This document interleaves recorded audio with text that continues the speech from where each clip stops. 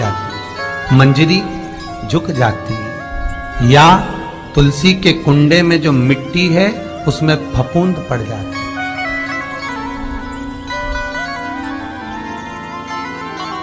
कितना सुंदर बात कही है महाराज। तुलसी के क्यारे में, पद्म पुराण, तुलसी के क्यारे में जो हम जल डालते हैं, वो जल हमने जब डाला और वो जल अगर नीचे गिर रहा है, उसका भी दोष वर्णन है महाराज, उसका भी दोष हमारे शास्त्र में वर्णित किया गया। तुलसी के क्यारे में अगर जल डाल रहे हैं और वो जल जमीन पर बह रहा है, गिर रहा है, उसका भी दोष है। तुलसी के क्यारे में उतना ही जल दिया जाए जितनी मट्टी सोख ले।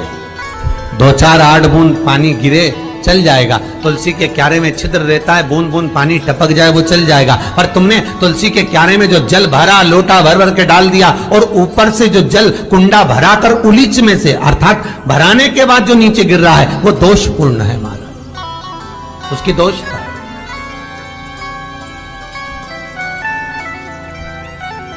वो दोष दे दिया।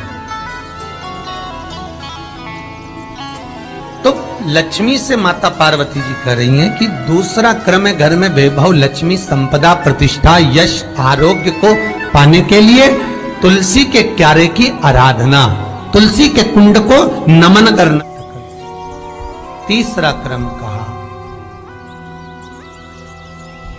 घर में चाहे नल लगा हो, चाहे आरओ का प्लांट लगा हो, पानी का, घर में छोटा छोटा आरओ प्लांट लगा लेते हैं,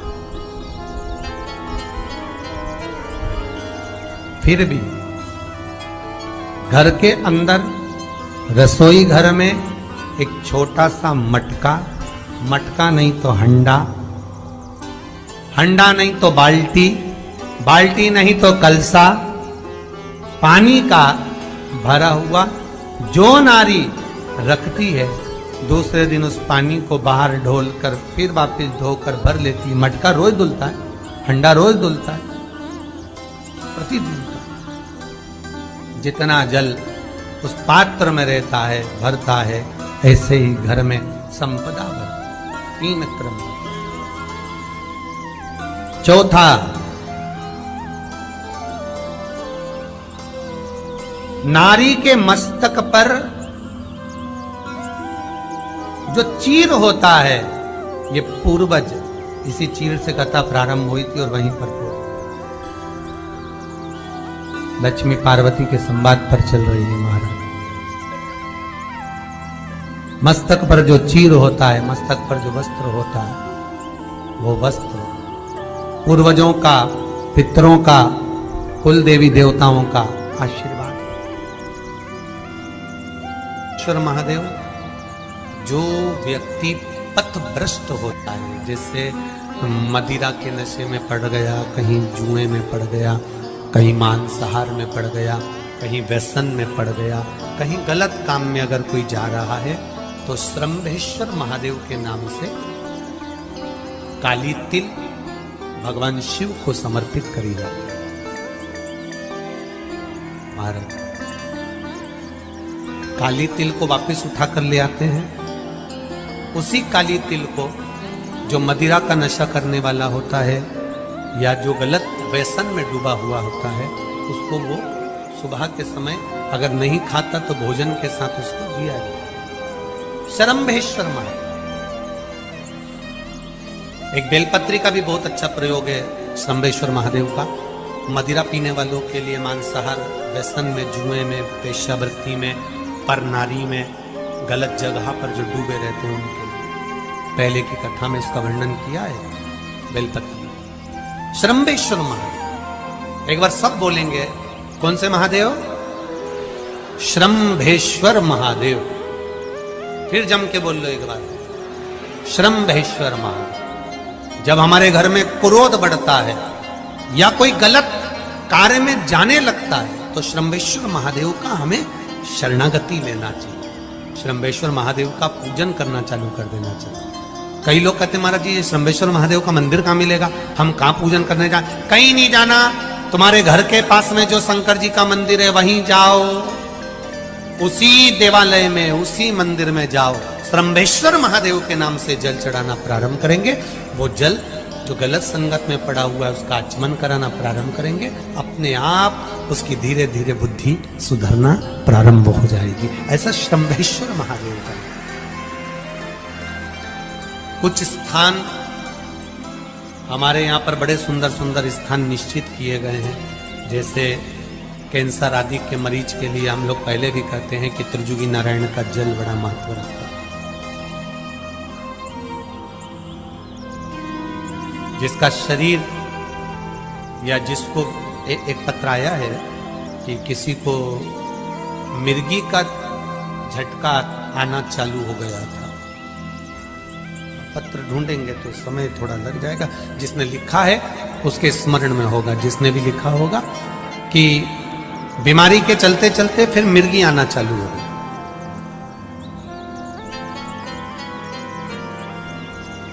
जिसने भी लिखा है वो दोनों हाथ एक बार हिला देना। जिसके लिए भी लिखा होगा वो इतना ध्यान नहीं आ रहा, तो उनको मिर्गी का झटका आना प्रारंभ हुआ। अब मिर्गी का झटका आना प्रारंभ हुआ, कई महीने निकल गए, मिर्गी के झटके बंद नहीं।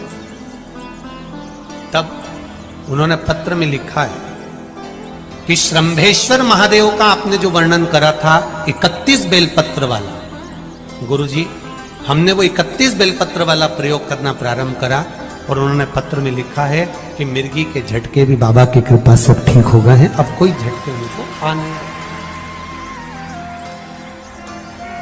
श्रम्भेश्वर महादेव का जो वर्णन है, श्रम्भेश्वर महादेव का जो गुणगान है, ये कोई साधारण नहीं है।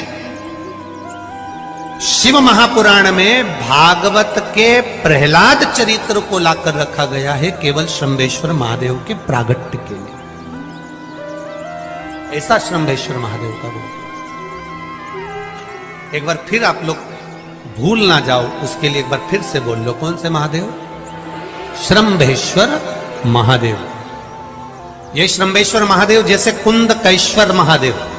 कुंदकेश्वर महादेव का क्या काम है? माता पार्वती ने बिदल उत्पल को मारने के लिए जो कुंदुक फेंका था, वो कुंदुक भगवान शंकर के पांव में जाकर गिरा था, तो शिव जी का नाम कुंदकेश्वर हो गया था। जब हमारे यहाँ कोई दवाई नहीं लगती शरीर में, कोई कैंसर जैसा रोग हो गया, किडनी लीवर का रोग हो गया, या बीपी शुगर का रोग हो गया, शुगर लेवल में नहीं आ रही है, तो आप शंकर जी पे से जो बेलपत्र ला रहे हो कुंदकेश्वर महादेव के नाम से लाओ। दवाई खाओ, डॉक्टर को दिखाओ, सारी जांचें कराओ, डॉक्टर के अनुसार चलो, डॉक्टर जैसा बताए वैसा करो, पर उस दवाई को भी शिव जी से कहकर कि बाबा कुंदकेश्वर महादेव का नाम लेकर उस दवाई को भी हम कुंदकेश्वर महादेव का प्रसाद समझकर पाना प्रारंभ करो, धीरे धीरे आराम लगना प्रारंभ होगा। कुंदकेश्वर महादेव रोग मुक्ति के लिए होते हैं, और श्रम्भेश्वर महादेव, बोलो बोलो जरा जम के, व्यसन की समाप्ति के लिए होते हैं।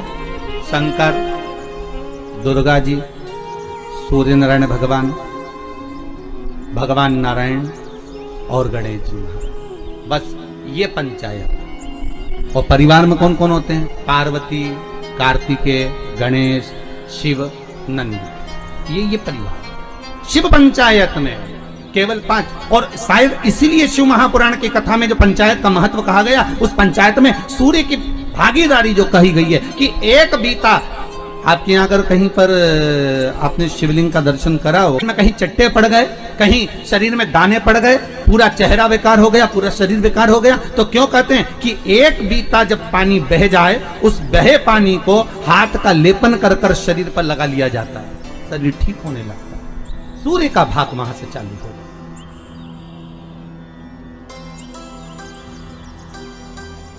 शिव पंचायत का बड़ा महत्व है महाराज जी। अगर आप लोगों ने लिंग पुराण पढ़ी होगी या शिव महापुराण पढ़ी होगी तो उसका बड़ा महत्व है महाराज। कहते हैं में मक्खन का लेपन कर दो। काय का लेपन करना है? माखन का लेपन कर दो। और 5 देवताओं के सामने चौमुखी 5 दिए लगे, 4 बत्ती के घी के, गाय के घी के, एक एक देवता के सामने एक एक दिया लगाओ पंचायत। और काम ना कर कर वापिस लौट कर आ जाइए।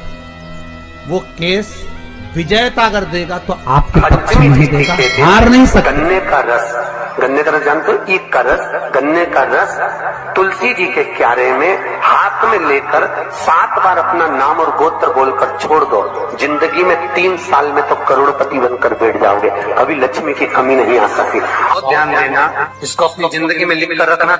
शिव महापुराण की कथा कहती है, आपको सुख अनुभव हो जाएगा। कार्य जिंदगी में कभी संपदा कम नहीं हो सकती, संपदा बढ़ती चली जाती है। संपदा घट नहीं सकती, बढ़ेगी पर घटेगी, कष्ट नहीं आ सकता, रोग बीमारी तकलीफ नहीं आ सकती। आपके लिए तो लाभदायक है, समझ लो ये कथा। शास्त्र कहता है कि जिसके घर में संपदा की कमी हो, पैसा आ ही नहीं रहा हो, सब दूर उलझ गया हो, बहुत टेंशन चल रहा हो, पंचमी तिथि के दिन गन्ने का रस जानते हो, ईख का रस, गन्ने का रस तुलसी जी के क्यारे में हाथ में लेकर 7 बार अपना नाम और गोत्र बोलकर छोड़ दो, जिंदगी में 3 साल में तो करोड़पति बनकर बैठ जाओगे, कभी लक्ष्मी की कमी नहीं आ सकती। तैयारी में बैठे रहोगे कि फिर पंचमी तिथि आए, फिर मैं गन्ने का रस डाल।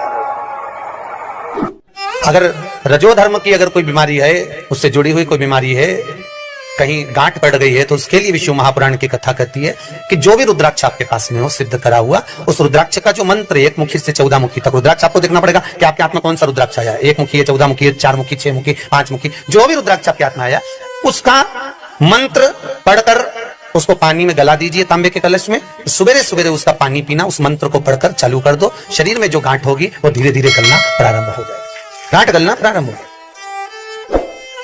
और उसका सुख, उसका आनंद, शरीर का एक सुख अपने आप आनंद, आपको हृदय में प्रसन्नता, हृदय चित्त में आनंद की अनुभूति होने लगी,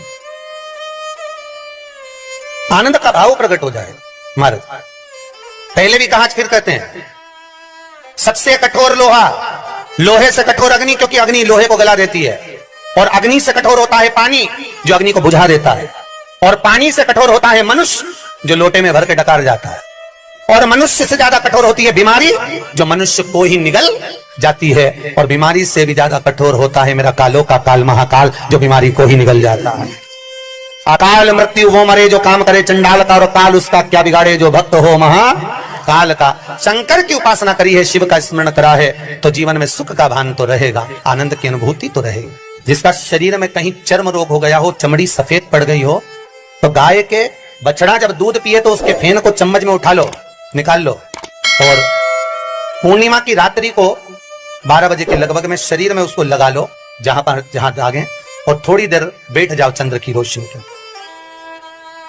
थोड़ी देर बैठ जाओ, उसके बाद में फिर स्नान कर लो।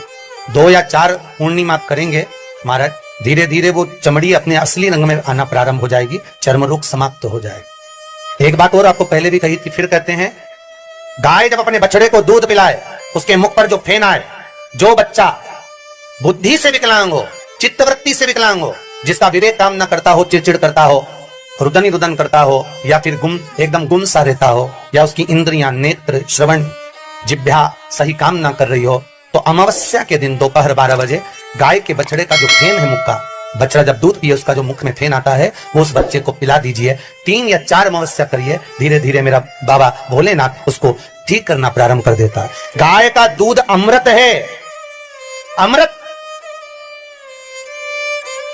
वो साधारण नहीं है हमारा, अमृत तत्व है। जितने आस्था चैनल पर कथा सुन रहे हो, जितने फेसबुक और यूट्यूब पर सुन रहे हो, और जितने इस छत्तीसगढ़ की पावन धरा पर बैठकर सुन रहे हो, बहुत सावधानी से सुनना।